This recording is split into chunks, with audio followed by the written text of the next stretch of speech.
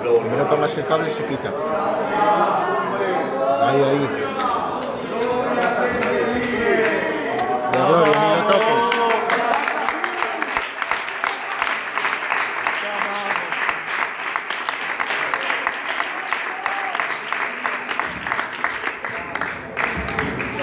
Te adoramos, Rey.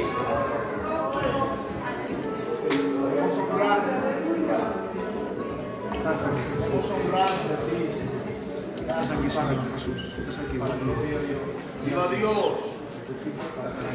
Este es el ambiente que la Iglesia estábamos deseando. Amén. Después de tanto tiempo encerrados, sufriendo, con pensamientos, parece que ver la Iglesia hoy de esta manera, en cada uno de los cultos, con cada uno de los hermanos, independientemente de quien se suba, el sentarme ahí es una gran bendición, hermanos. Claro que sí. Que todavía parece que no lo acabamos de asimilar. Pero hoy entendemos que si aquí estamos, hermanos, es solo por su gracia. Yo creo que nos ha bendecido muchísimo el Señor en esta tarde. Yo quisiera sencillamente apoyarme en una escritura para tener una reflexión con la Iglesia. Vamos a meditar un poquito en la escritura.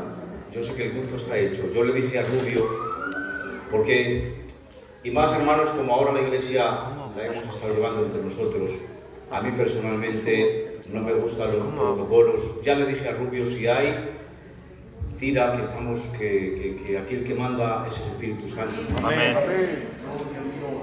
Pero bueno, viendo, hermanos, la trayectoria y esto que me ha hecho reflexionar el Señor, yo quisiera abrir mi corazón y tener, de alguna manera, permítanme la expresión, un vis a vis con la Iglesia, para que si soy yo el que estoy confundido, digan, David está confundido, pero si es que, reflexionando la Escritura, llevar a razón la Escritura, tendríamos que decir amén a la palabra del Señor, aunque yo haya cosas que no lo entienda, ni comprenda, ni tal vez haya pensado, pero si la Escritura, si el Espíritu Santo lo dice, di amén a la bendita palabra del Señor.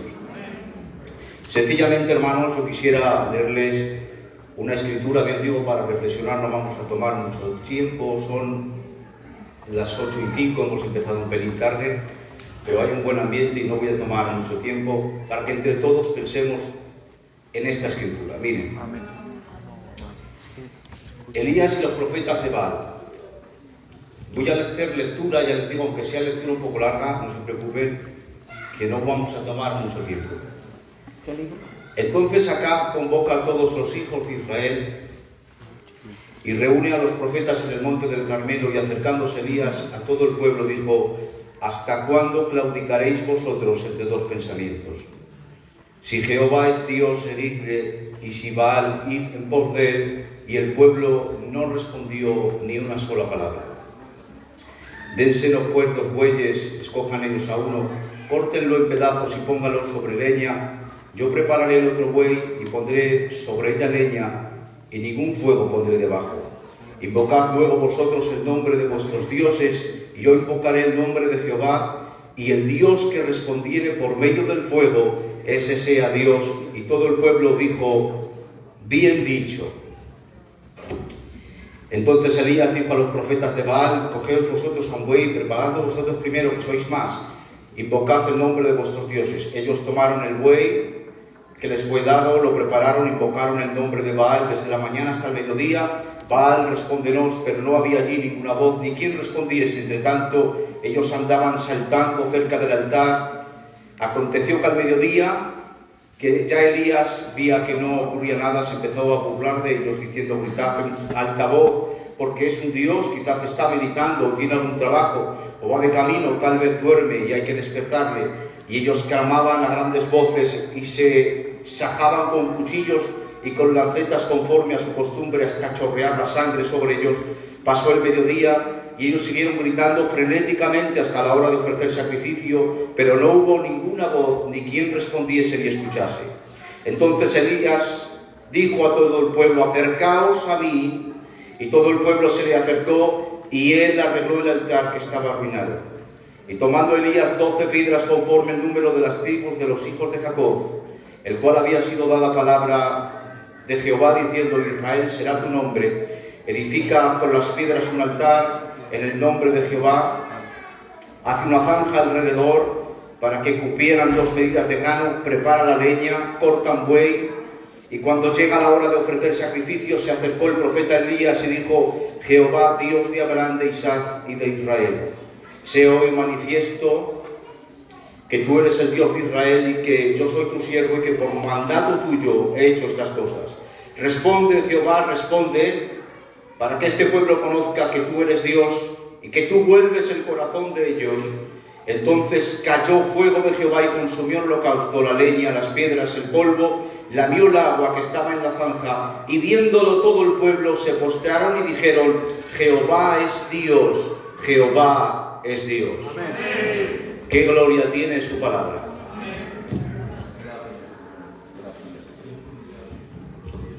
Israel es el pueblo de Dios del Antiguo Testamento. Israel ha conocido las maravillas portentosas de Jehová, y aun con todo y con eso tiende a ser un pueblo olvidadizo.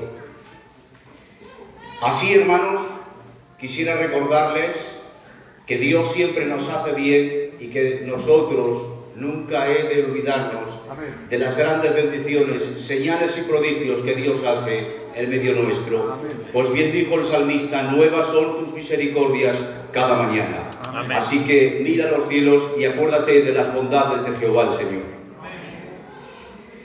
En este momento está el pueblo abrumado. Hay una multitud de falsos profetas y hay unas continuas amenazas de Jezabel. Es un matrimonio poseído hasta la médula.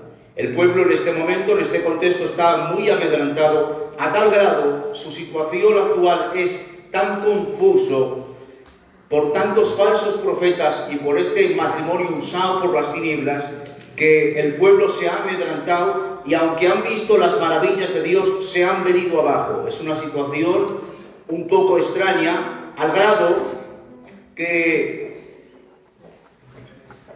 Israel empieza a vacilar y ya no saben en quién creer.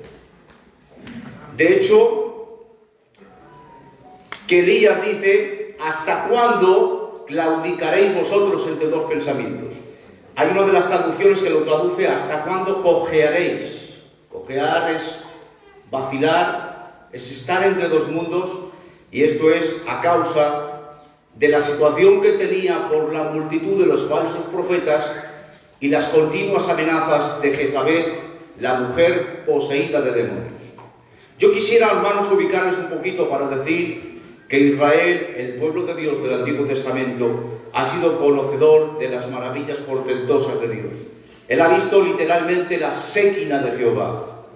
Y la séquina de Jehová es una columna de fuego en la noche que preserva a Israel de las fieras del campo, que también les da calor y que los guía en medio del desierto. Por el día se convierte en una columna de nube para hacer que el sol no les apesadumbre, les amedrante en demasía.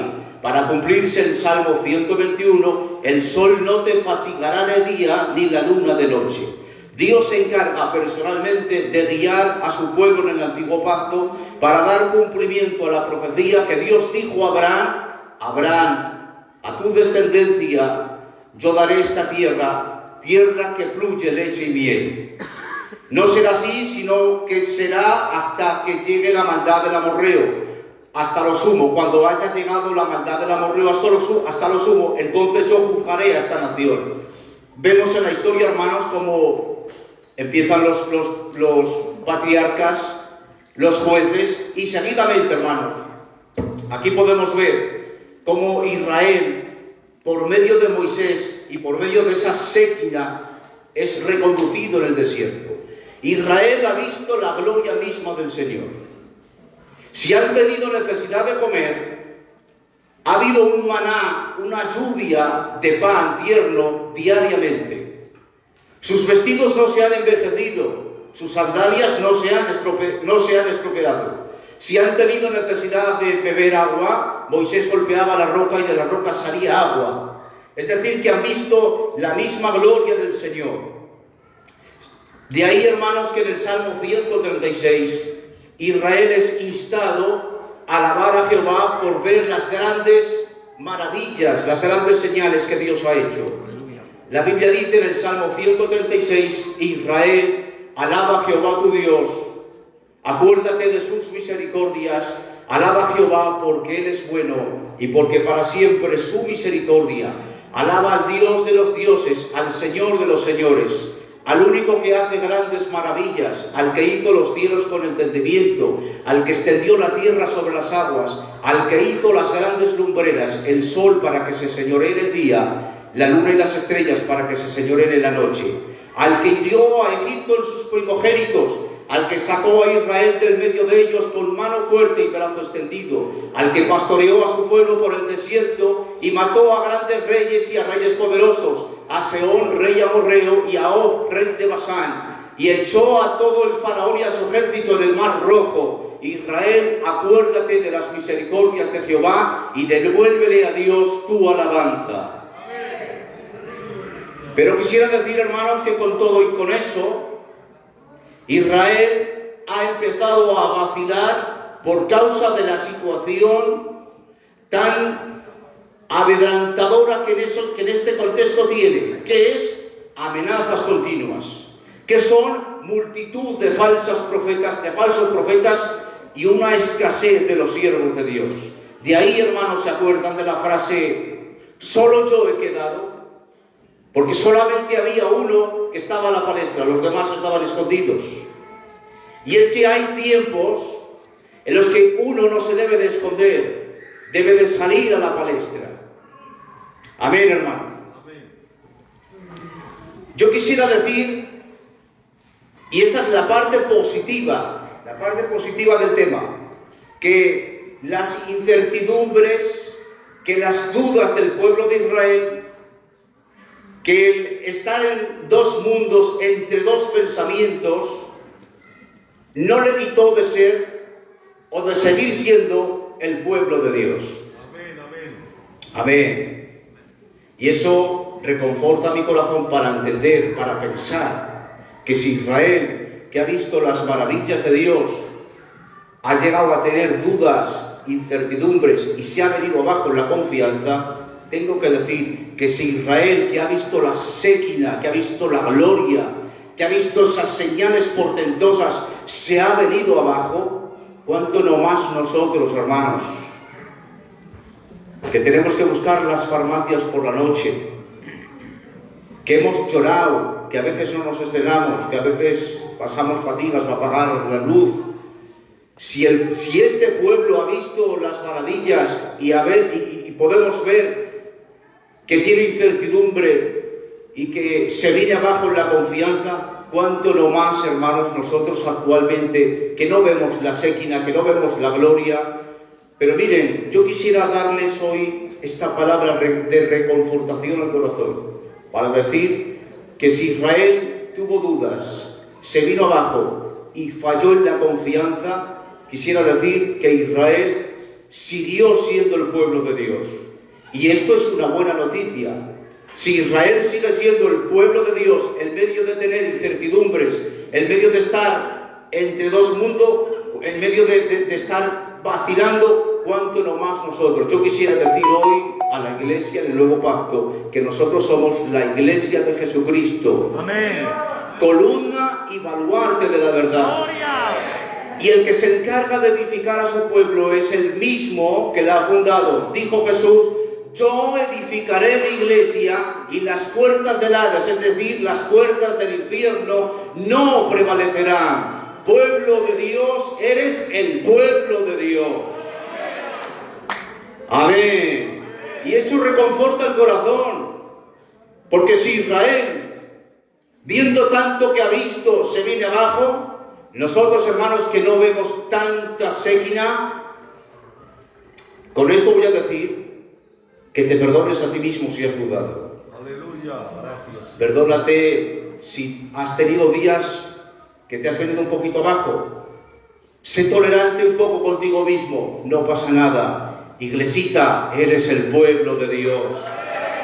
Eres el pueblo de Dios. Y la buena noticia es que si somos el pueblo,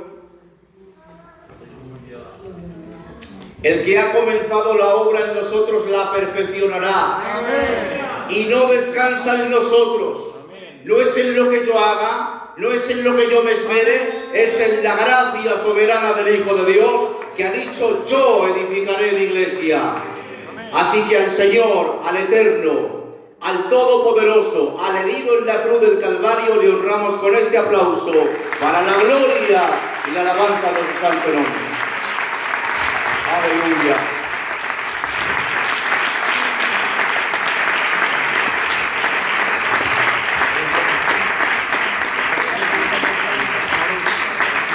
Ahora bien, hermanos, esta era la parte positiva. Yo voy a abrir mi corazón para hablarles de la parte negativa. Miren, está el pueblo de Dios entre dos pensamientos, y este no es el plan de Dios. ¿Hasta cuándo vacilaréis? ¿Hasta cuándo estaréis entre dos mundos?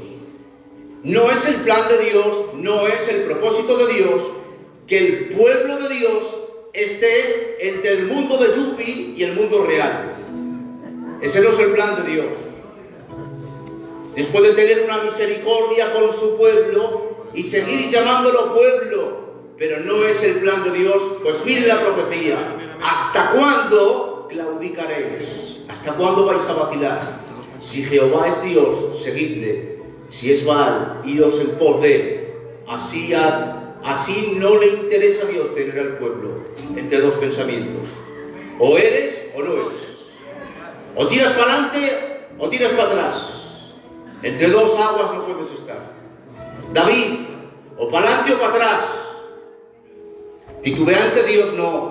Mira, Dios a su pueblo no lo quiere así. Y esta es la palabra profética. ¿Hasta cuándo? ¿Hasta cuándo?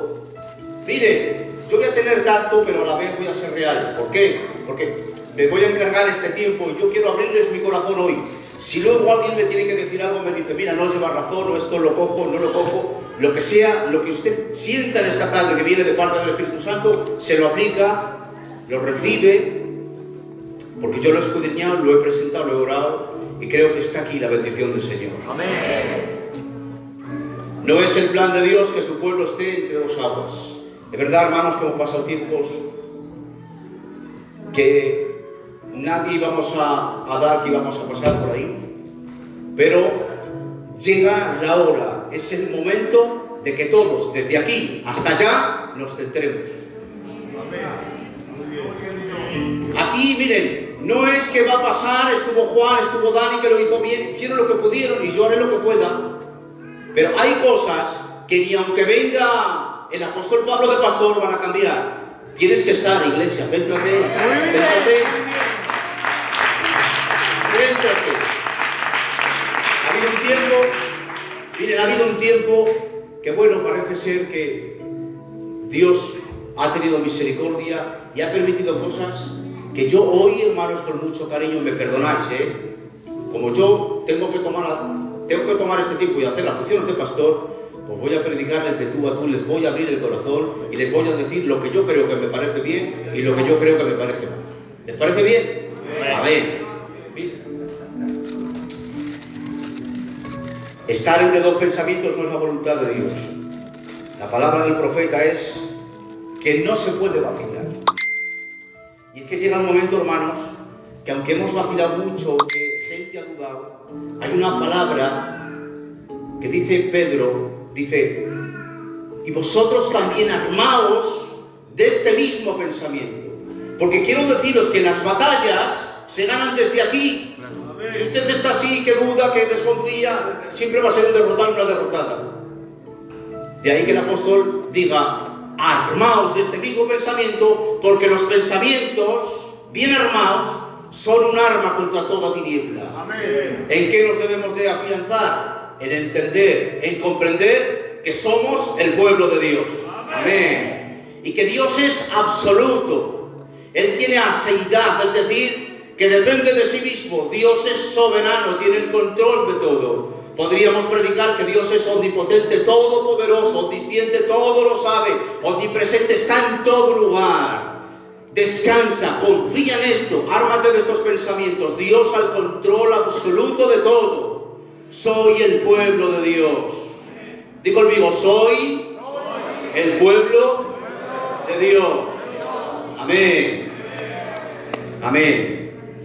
Miren dónde estuvo el problema.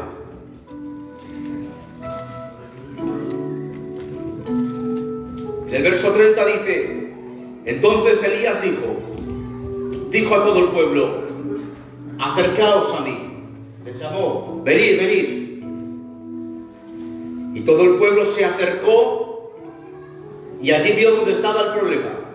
La Biblia dice: y él arregló el altar. Y esto no son palabras mías, está escrito en la Valera, lo pueden leer. Palabras de la Valera. Que estaba arruinado, era una ruina el altar. Y tomando Elías 12 piedras conforme al número de las tribus de los hijos de Jacob, la cual había sido dada palabra a Jehová diciendo: Israel será tu nombre, y con esas piedras edifica un altar. Después ya conocen la historia que hemos leído, hermanos, como al final oró y descendió fuego del cielo. Dios contestó por fuego y todo el pueblo dijo: Jehová es Dios, Jehová es Dios.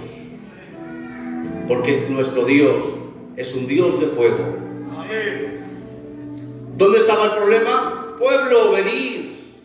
Les lleva donde está el problema. El problema es que el altar estaba en ruinas. ¿Qué hace Elías? Toma una piedra y le pone en su sitio. Y cogió otra piedra y la puso sobre su sitio. Y cuando arregló el altar, que era una ruina total, después de arreglar el altar, oró a Jehová y Jehová contestó por medio del fuego. No podemos pretender fuego con altares arruinados. No. Aquí no te va a cambiar la vida a nadie, a menos que personalmente arregles tu altar. Yo he podido ver, hermanos, el altar en tres aspectos. Miren, el primero, el altar familiar. Ha venido un tiempo que esta pandemia ha tenido muchas cosas malas, pero una de las cosas positivas es que todos y cada uno de nosotros en nuestras casas hemos arreglado altares y nos hemos dado cuenta que la iglesia también está en casa. Alguien dijo que los locales se cerraron, pero que se encendieron los altares en la casa. Miren con qué actitud estaba deseando que llegara la hora del sello, preparado con la mujer, con los hijos, para pagar todo y para adorar al Señor, por escuchar a la iglesia, por levantar un altar al Señor. Y nos hemos dado de cuenta que la iglesia está en casa y que el altar en la casa debe de estar encendido. Alguien dijo que nunca jamás debió de salir de la casa. Es decir, que en la casa somos iglesia y que en la casa hay de tener un altar arreglado. Amén. Esa actitud que hemos tenido durante la pandemia es una actitud que no debemos de perder. Porque algunos la tuvieron tal vez por causa del miedo, pero esa actitud de adoración, de altar encendido en la casa, es de Dios. Yo no digo, hermanos, que ahora nos pongamos otra vez en el sello que daba fatiga. ¡Te has caído! ¡Te has caído! Daba fatiga. Aquí da alegría predicar. Pero la actitud de adoración debe de seguir siendo, porque el altar en la casa es importante. Por favor, este es un consejo que yo les doy. No escuchen música secular. Desde la mañana esa actitud de adoración. Apaguen la televisión, enciendan el altar, porque el altar en la casa debe de estar arreglado. Amén, hermano. Amén. La segunda vertiente tendríamos que decir que el altar personal, y aquí, hermanos, lo voy a decir con mucho tacto, con mucho cariño. Miren. Discúlpenme, hermanos, que lo digo con mucho cariño. Hay un tiempo en el que la pandemia ha descubierto muchas cosas que yo no sabía. y ha delatado algo que hay que parece ser que antes no lo sabíamos. Claro, cuando había fiesta no sabíamos, hermanos, quién estaba bien y quién estaba mal. Pero ha llegado esta prueba que ha sido a nivel global, y no ha sido solamente aquí, ha sido en todas las iglesias, y hemos visto hermanos que han desaparecido. Eso delata que el altar personal, ahora me refiero al altar personal, el altar personal de muchos estaba en ruina total, porque han desaparecido. Yo no sé, hermanos, qué excusa hay para no conectarte en un sello. No sé qué excusa hay. Eso delata que tu altar personal está en ruina total. Luego, durante todo este tiempo, hermanos, que hemos tenido tanto tiempo para pensar, que hemos tenido un retiro espiritual largo, hemos de entender lo vulnerables, hermanos, que somos, lo pasajeros que estamos en este tiempo, en esta vida por muy poquito tiempo, y hemos de entender que dependemos de Dios, que dependemos también los unos de los otros. Se han quitado, hermanos, por lo menos les hablo personalmente, muchas asperezas de mi alma, y yo debería de valorar lo que es venir a la iglesia y congregarme. Muy bien. Pero sí les voy a decir, hermanos, y les abro mi corazón, que hay mucha gente que ha desaparecido y se han tomado este tiempo como un tiempo sabático, y resulta que no es un tiempo sabático, es que delata lo que ya había, una ruina en el altar personal muy caótico, hermanos. Y eso no lo va a arreglar nadie, al menos que usted se disponga y se arregle para con Dios. Miren, según los señores, hay dos actitudes personales, que una es ser reactivo y otra cosa es ser proactivo. El reactivo es el que echa la culpa a lo exterior de todo lo que le ocurre en el interior. El proactivo es el que siempre está produciendo. ¿Por qué? Porque hay algo dentro que está arreglado. Esto ha delatado un altar arruinado personal de mucha gente que ha desaparecido, que los estamos viendo por ahí y que nunca se han conectado ni al sello ni quieren venir a la iglesia. Hermanos, discúlpenme, no lo entiendo. Y esto, se ponga de pastor quien se ponga, no lo va a arreglar nadie. Quiero decir con mucho cariño que no hay tiempos sabáticos para el cristiano. Muy bien. Que si quieres ver el fuego tienes que arreglar tu altar.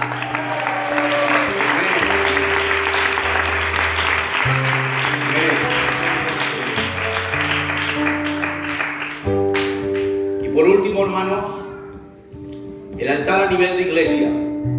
Porque si ya en la casa tengo el altar encendido, y si personalmente estoy en fuego, ahora ocurre que en la iglesia, entre todos, no solo para los obreros, entre todos debemos de arreglar el altar. Todos. Lo que te corresponda, coge tu piedra, ponla en tu sitio.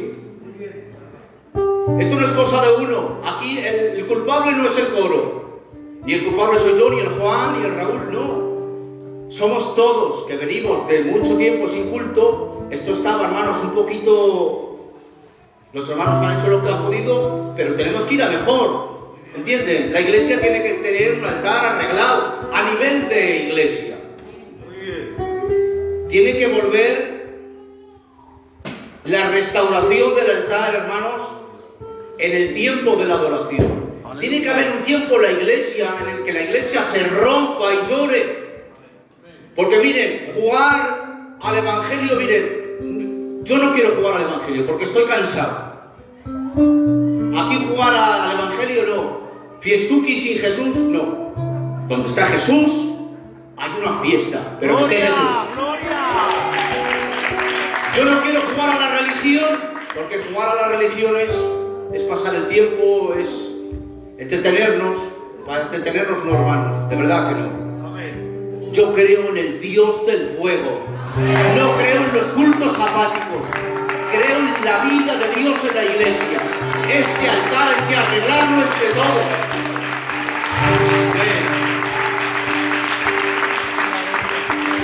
Hay que restaurar la alabanza.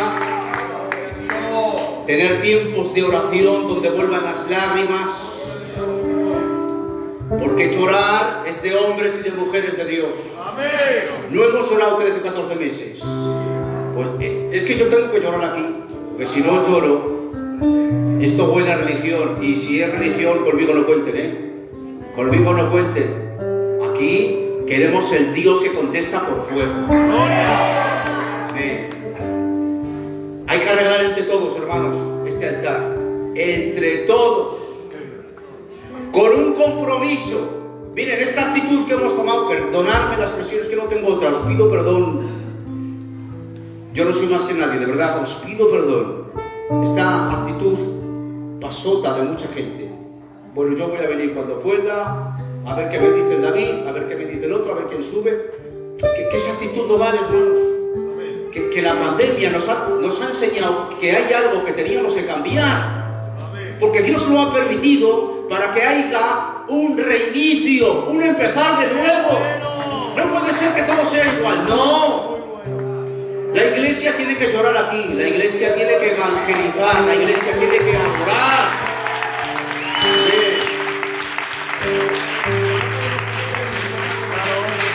Tenemos que tener afinidad con el Espíritu Santo. Aleluya. Y como no nos impliquemos todos, no vamos a ver fuego. Va a seguir siendo lo de siempre.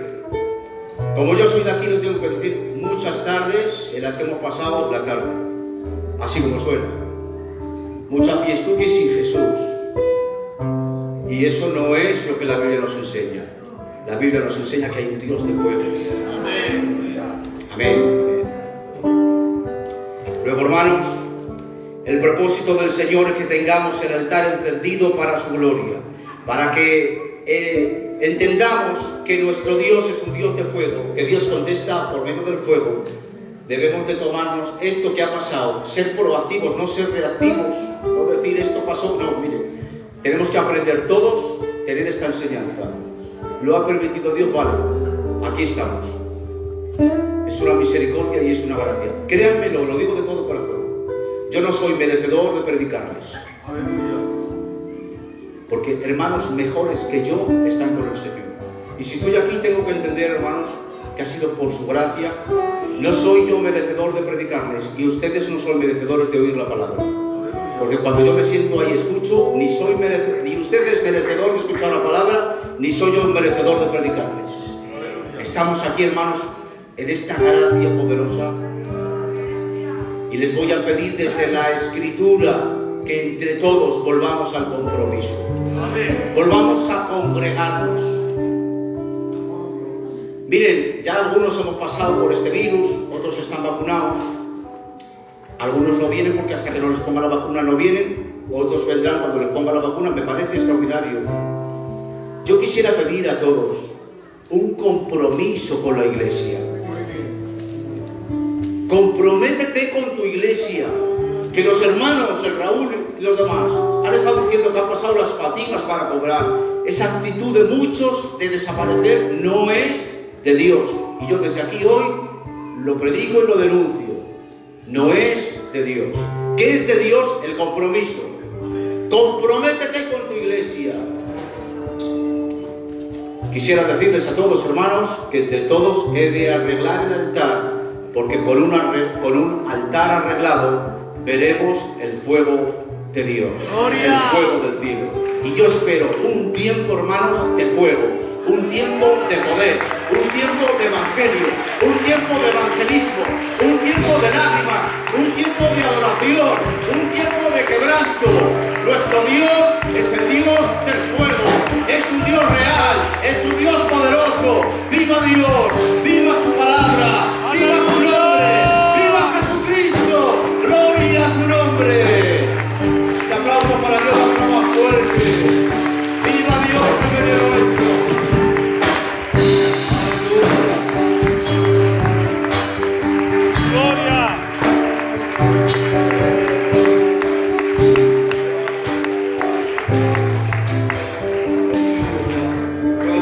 Ojos, levanta tus manos y das un poquito de gracias a Dios.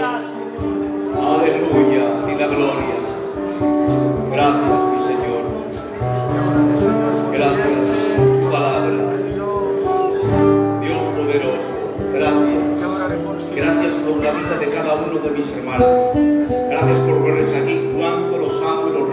me alegro de verlos aquí. Gracias por la vida de cada una de mis hermanas. Gracias por tu pueblo. Gracias que somos tu pueblo. Gracias que hoy hemos oído tu voz. Queremos que nos contestes por medio del fuego de tu poder, por medio del fuego de tu presencia.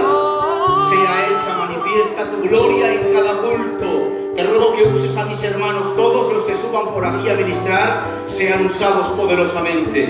Renueva la adoración.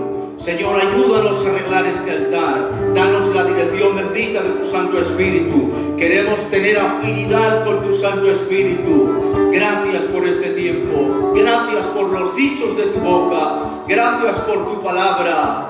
Gracias que tu palabra alienta nuestro corazón. Gracias por todas las cosas. En el nombre del Padre, del Hijo y del Espíritu Santo, fuerte el aplauso para nuestro Dios. Dios es bueno, santo y misericordia. Viva su nombre. Gloria a Dios. Aleluya.